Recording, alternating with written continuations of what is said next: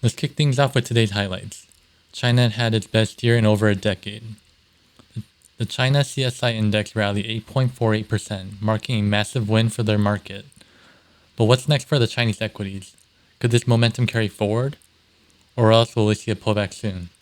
Yes, today we gave it all back. There's chatter about October being historically one of the worst months for stocks. But here's the twist. Smart money is betting on the upside. The question is, will we see seasonality play, or will the bulls run the show this year?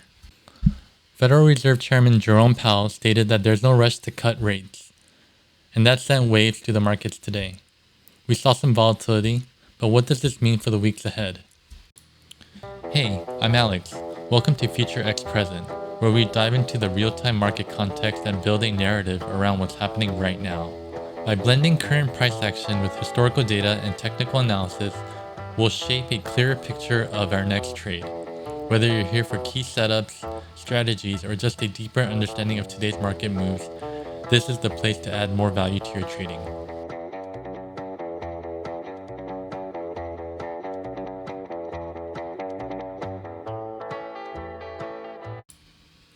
Now let's jump into the key action from today's trading session.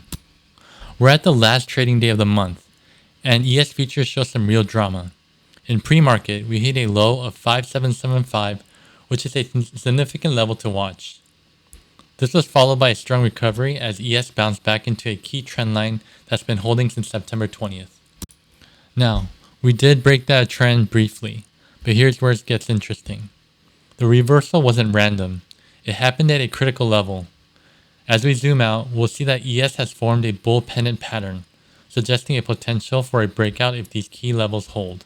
While ES is playing near at its all-time highs, NQ futures are telling a slightly different story.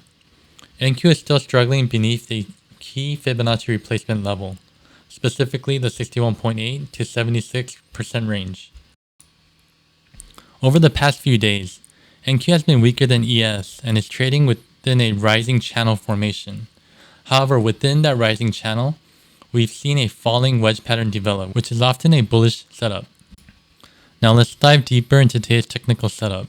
At open, the market opened in a very tight range, chopping between 5775 and 5790.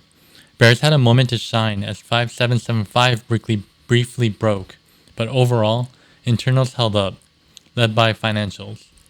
Within the internals, ADSPD and ADQT were trending above zero, and the ticks were muted. So as long as those internals held, I was looking for an upside reversal.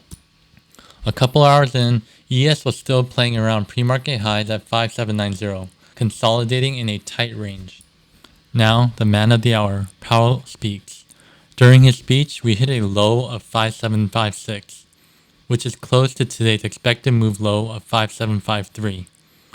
The market decided to stage a sharp recovery after Powell's Q&A, reclaiming key levels around 5776. And here's where the trap comes in.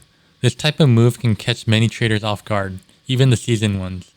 Personally, I played the recovery of 5763 and added to my position at 5783. My first target was 5818, a key daily level that also aligned with today's expected move high.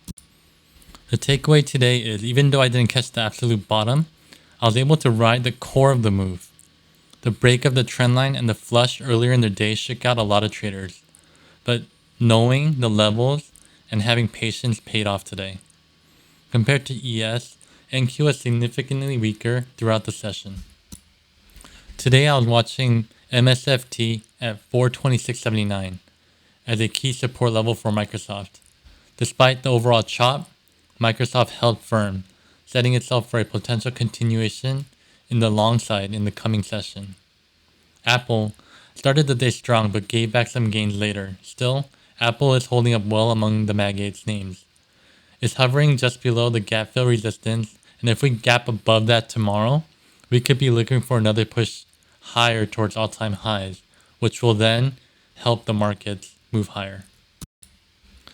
Baba had a major gap up this morning, only to give it all back throughout the session. It filled its gap and then some, and then faded back to the previous day's pre-market lows. I'm watching it for a test of 99.27. A break below and recovery of that level could provide a solid entry for a long play. AMD is still struggling at 165. It's a major resistance and it's a key level to hold and close above.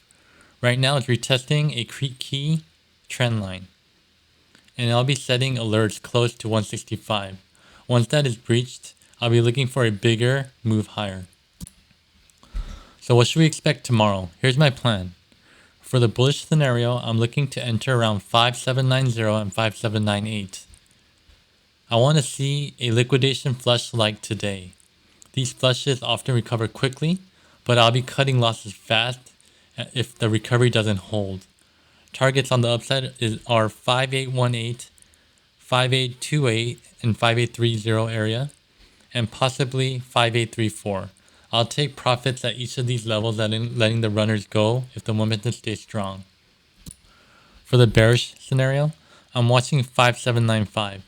If that level fails to hold, my first downside target is 577, 5775 area, followed by 5763 and 5755. Anything below those levels will be bonus. That wraps up today's analysis. We covered some big moves in the market, key technical setups, and how to position yourself in the coming session. If you found this helpful, make sure to like, subscribe, and leave your thoughts in the comments. Let's keep learning and growing together as traders.